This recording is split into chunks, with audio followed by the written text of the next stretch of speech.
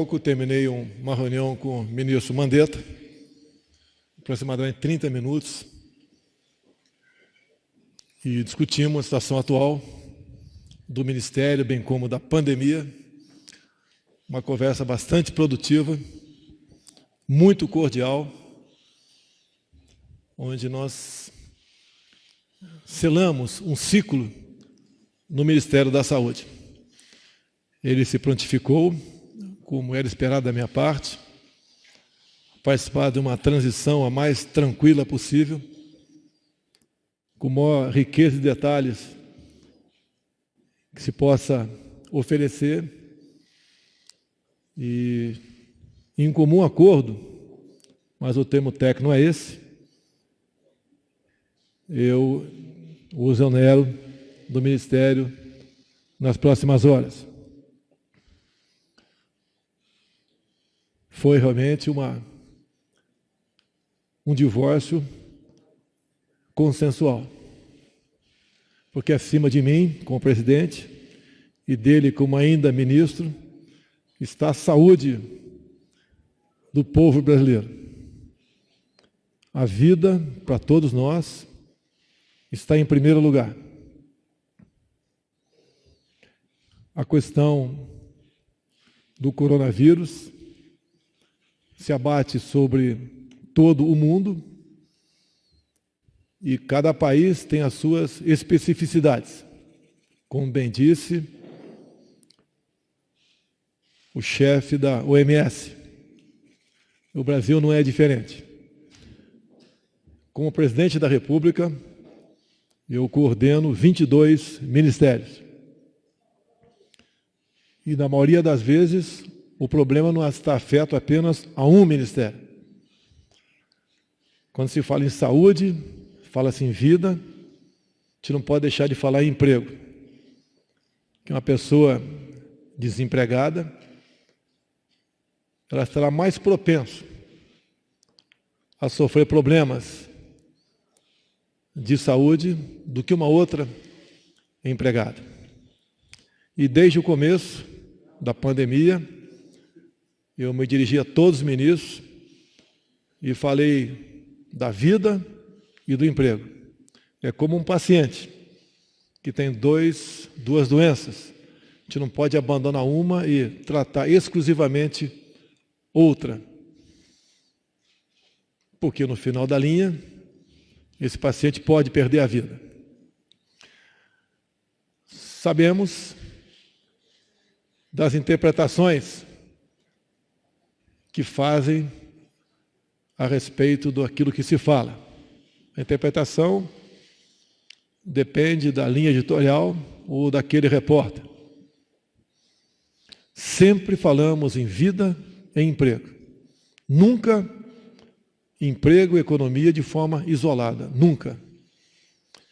Desde o começo, eu busquei levar uma mensagem de tranquilidade.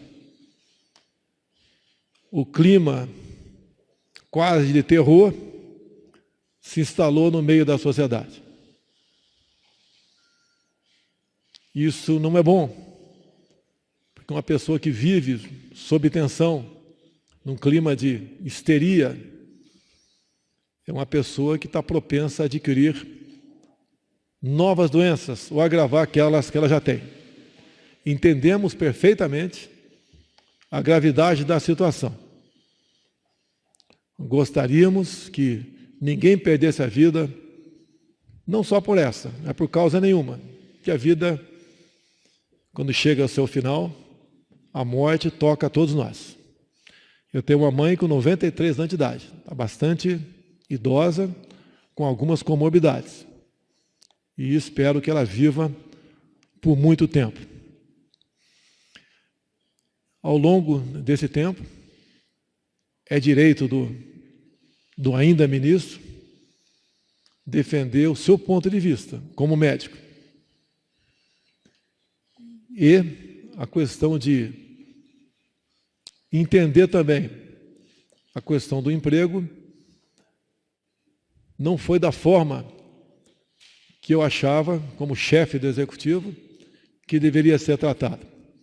não condeno, não recrimino e não critico o ministro Mandetta. Ele fez aquilo que, como médico, ele achava que devia fazer. Ao longo desse tempo,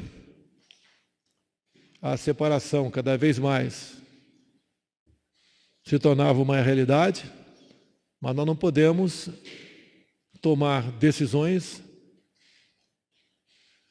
de forma que o trabalho feito por ele até o momento fosse perdido.